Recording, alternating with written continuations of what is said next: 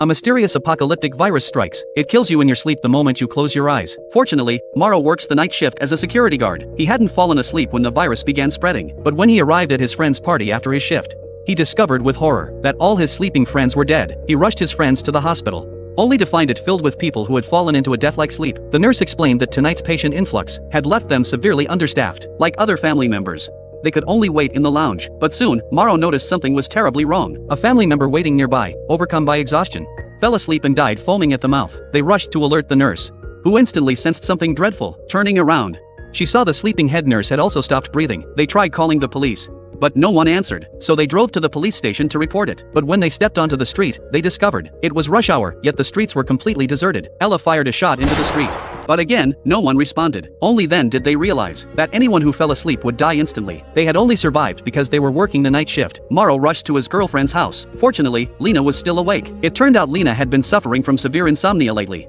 which was why she had managed to avoid the disaster. They explained the situation to Lena. The town had been infected by an unknown virus. Anyone who fell asleep would die instantly. Therefore, they absolutely could not sleep now. To stay awake, they returned to the hospital and took stimulants used by the Air Force, which could keep them awake for over 3 days. Suddenly, agonized cries came from the ward. To their astonishment, they discovered an elderly woman unaffected by the virus. It turned out she was a terminal cancer patient. The constant pain made sleep impossible. She had called all night, but no nurse came. Upon learning what had happened in the town, the old woman felt even more despair. This meant all her loved ones were gone, so she made a decision to take her pain medication and sleep. She asked the nurses to analyze the virus's cause. Perhaps it could help the group survive. As the old woman entered the scanner, she began to drift into sleep. Ella observed her brain scan and noticed a beta wave spike just before her heart stopped beating. This meant her true cause of death was dreaming. Could it be that everyone had been killed by their dreams? Just as despair gripped the group, Morrow suddenly volunteered to sleep. The old woman had only dreamed for 3 minutes before her breath ceased. Therefore, he would sleep for only 2.5 minutes, and then be awakened. This way, he could enter the dream to search for clues. As Morrow fell asleep,